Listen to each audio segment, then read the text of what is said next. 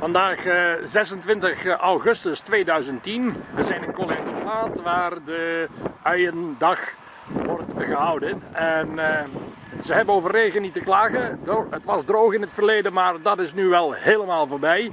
Getuigen de plassen die op het land staan.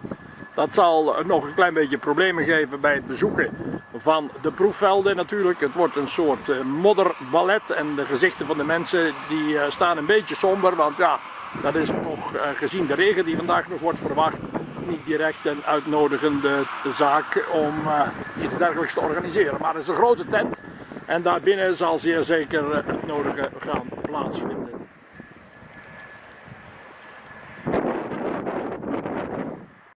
Ik spreek met Freddy Warrens uit Kapellebrug, Zeeuws-Vlaanderen. En jullie maken een uienzaaimachine, een precisiezaaimachine. En onder welke naam wordt die op de markt gebracht? Dat is het merk van Delta Planten. Daar onder die rubriek verkopen ze. En die worden binnen de Warrensbeheer geproduceerd in onze eigen werkplaatsen. En het is geen zaaimachine, het is een plantmachine. Je noemt dat een plantmachine? Ja.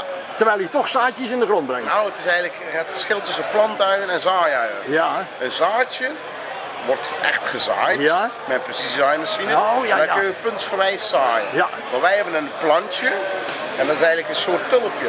Zo moet je het zien. Ja, ik begrijp het. En op dat moment moet je dat planten. Ja. En het gaat dus de kunst om dat zo homogeen mogelijk in de rij te krijgen. Ja. En eigenlijk in een volksvuistmoensje kun je zeggen van je moet eigenlijk 21 tot 23 uien de lopende meter hebben. Ja. Maar een heel groot nadeel, en iedereen weet dat is, je weet nooit wanneer dat die plant uit de grond in kan gaan. Op dat moment dat je mooie weersomstandigheden, de uien die komen uit de koelcel en die willen gaan groeien. Maar op dat moment is het te nat, ze kunnen op een gegeven moment het veld niet in en die uien blijven buiten liggen. Maar die gaan wel schieten. Ja. Dus die stengels die groeien, maar die zitten in één massa verweven en die groeien in elkaar. En op dat moment is het nadeel, dan kun je wel een precisieplanter ontwerpen om die puntsgewijs in de vloer te krijgen. Maar daar hebben we ook al jaren mee bezig geweest, met vakken, met luchtaanzuiging, om in gaatjes te leggen en lepeltjes. We hebben altijd één nadeel, is de capaciteit. Ja. Ja. Op dat moment bestaan er al machines over heel de wereld. Maar dan is zo'n rijsnelheid altijd bijna 1 km per uur. Maar wij willen altijd graag een 15 hectare per dag erin krijgen. Ja. En dan heb je rijsnelheden tot 9 km per uur. Anders krijg je in dat tijdbestek die uien er niet in. Nee.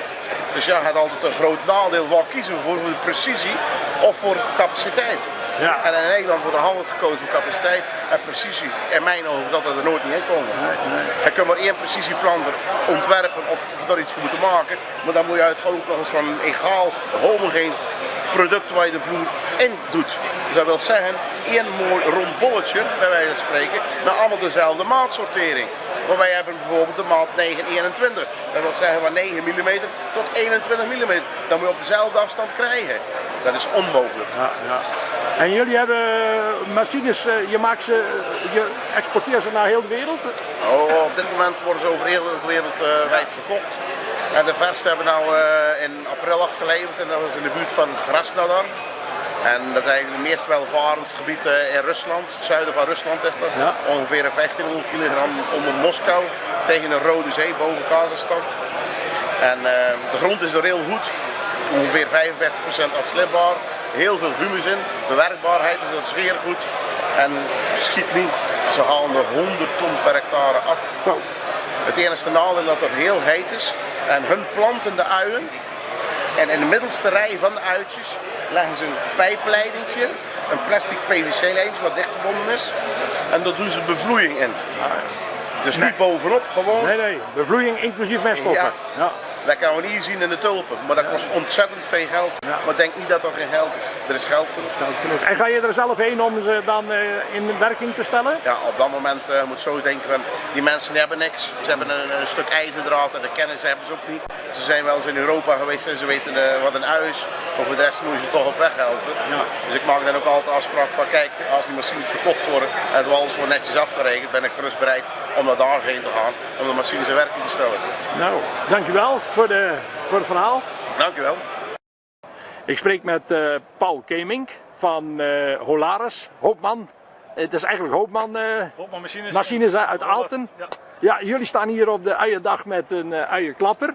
en een uienrooier. Klopt. Uienklapper voor op de machine en de uienrooier achterop. En dat gaat dan in één werkgang gaat dat door. Wat is het voor machine? Werkbreedte en dergelijke? Ja, het is een uienklapper uienrooier combinatie op een spoorbreedte van 2,25 meter. Dat is breed, dat is nieuw hè? Dat is redelijk nieuw, Ja. omdat 1,50 was de standaard eigenlijk daarin. In het buitenland hebben ze wat geëxperimenteerd met 1,80 meter. Maar in Nederland wilden ze gelijk een stapje verder, 2,25 meter, Ja. om meer uien te hebben en met minder mensen meer te kunnen doen. En deze machine die is al vrij veelvuldig aan het werk in Nederland? Ja, daar draait Met heel deze veel. werkbreedte? Ja, Ja. daar draait heel veel van in Nederland. En jullie exporteren er ook naar allerlei landen in de wereld? Het gaat door heel Europa, van Polen tot Italië, Zuid-Afrika, Ja. overal loopt wel wat. Ja. En dat wordt allemaal gemaakt in Aalten? Ja. Op het bedrijf zelf? Ja, bij ons op het bedrijf worden machines van A tot Z nog gemaakt. Ja. Klopt. Ja. Het is wel uitzonderlijk hè, dat jullie toch voornamelijk bekend zijn zeg maar, door de voederwinningsmachines en dergelijke, dat je deze akkerbouwmatige machine hebt ontwikkeld. Hoe is dat ook een beetje gekomen? Ja, dat is iets uit het verleden. 40 jaar geleden zijn ze al beginnen te mechaniseren, die uienboeren. En die zaten bij ons net over de grens in Borken. En zodoende is Hoopman, Holaras eigenlijk in de akkerbouw terechtgekomen. Ja. En dat is uitgegroeid tot wat hier nu staat. Ja. Dus we doen er heel veel in, klopt. Ja, want jullie hebben wat dat betreft eigenlijk we hebben een hele grote naam opgebouwd op het gebied van, van het uien rooien en klappen en dergelijke. Hè? Dat klopt. Dus de laatste 10 jaar is vooral in Nederland is het ook weer wat bekender geworden. Ja. En ik moet zeggen, in de polders en in Zeeland daar draaien veel machines. En daar zijn we blij mee. Daar doen we ons best ook voor. Ja. En jullie kunnen het werk goed aan op het bedrijf.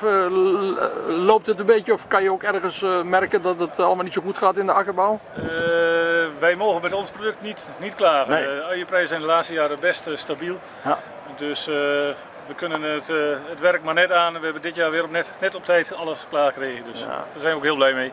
Nou, het is eigenlijk jammer een beetje vandaag dat je de machine op geen enkele wijze kunt demonstreren. Want als ik het veld laat zien, dan is dat ook wel heel erg begrijpelijk. We hebben ontzettend veel regen gehad, maar iedereen weet wel de kwaliteit van jullie machines.